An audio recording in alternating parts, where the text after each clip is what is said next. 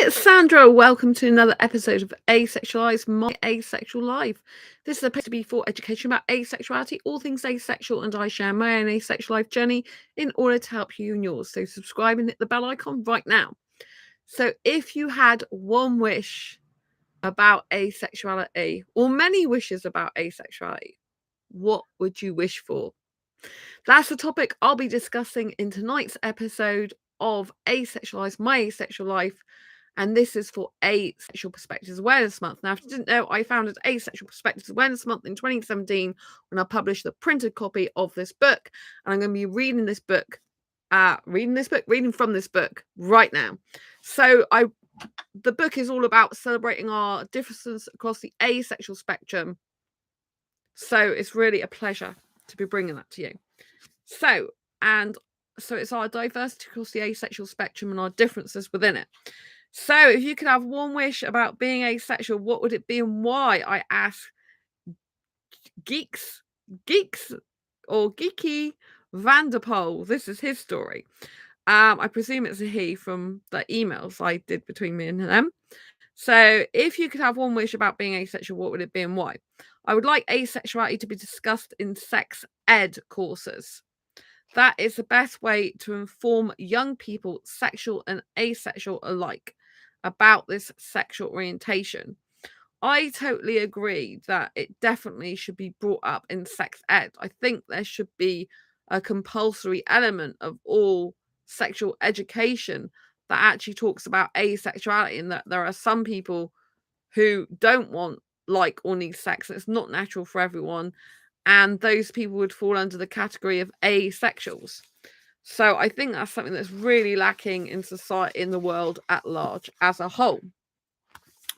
I asked Jen Mullen, if you could have one wish about being asexual, what would it be and why? I just want allies to stop trying to claim the A. The whole point of LGBT is that we aren't straight. Don't get me wrong, allies are great. I just want them to stop trying to pretend they're more important than an entire orientation. And technically, the A can be for asexual, aromantic, agender, and androgynous. So there's really not any more room to share. I feel that allies get enough attention, and it's time to put the focus on actual LGBT plus people. I think the A should stand for all the identities that are actually queer, asexual, aromantic, agender, androgynous. I guess one reason, other than it feels wrong to include allies, is that saying LGBT plus is a way of differentiating us from straight allies. So I would much rather say LGBT and allies rather than include them in the acronym itself. What do you think about this? Do you think allies should be included in the acronym, or do you just think that A should stand for asexual? Because in this book, there's a guy who is the founder of Pride Matters, and he says the A does stand for asexual. So it's very interesting because, yeah, there's a lot of people that use it to mean aromantic, agender, and androgynous as well.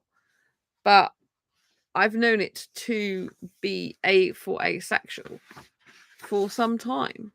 So, yes, what's your view on it? Do you think it should just be one of those things? Do you think it's all right being multiple of those things, or does it just get confusing for people? So, Joe's story. If you could have one wish about being asexual, what would it be and why? To find a compatible life mate with the same preferences and goals. Because life is easier, seems to have more meaning when it is shared with someone, even a close friend. And yeah, I think it'd be really important to, share life with the right person. I've got a really good best friend called Andy. He's amazing. Actually, I've injured my ankle and leg. It's actually a leg muscle. I've strained my right leg, but it goes from the ankle up the leg. And he spent like about 6 hours or more, probably 7. I think it's from 12:30 to 7:30. So it's about 7 hours, isn't it? Doing my food shopping for me, so I can spend time resting my leg to get it better. Because when I went in the walking centre the other day, they said you're not really resting it enough. So yes, that's what I'm talking about. Good friends. It's always better to share your life with amazing friends. And yeah, I think it does have more meaning when you share it with the right friends who care about you and want to genuinely lift you up.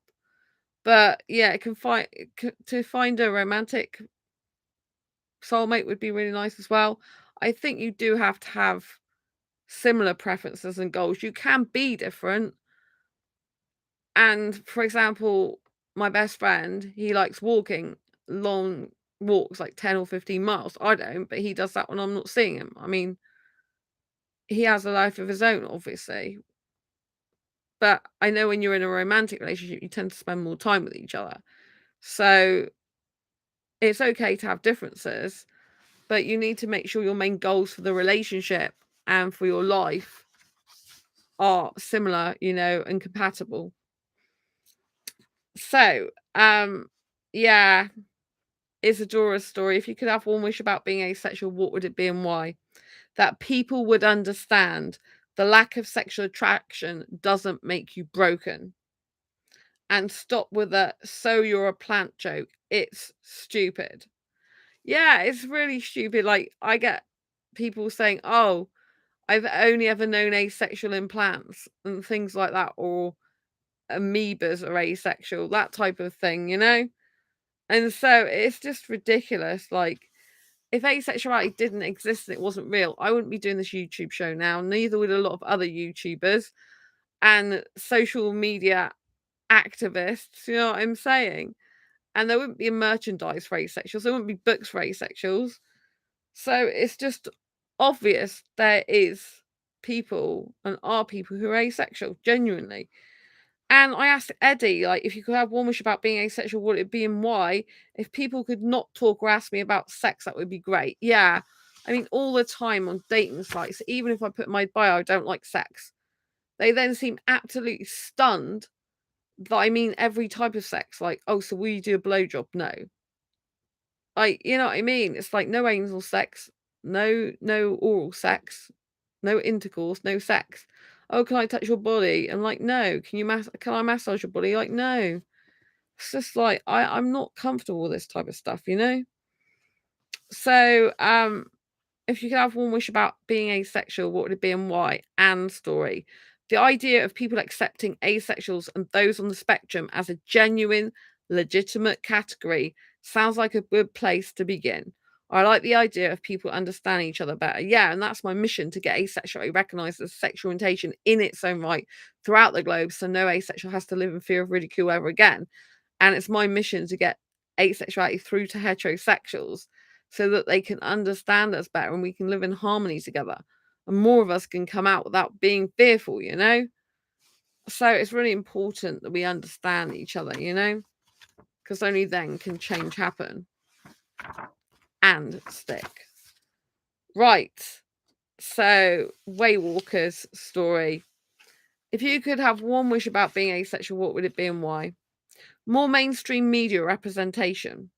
Nobody should have to grow up thinking they're weird, ugly, broken, and all the many other lies that get hurled at us.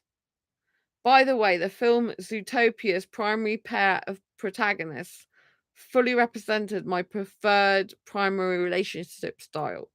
Yay! First time in my whole life I could say, wow, that's me, and ... and not have it sort of right.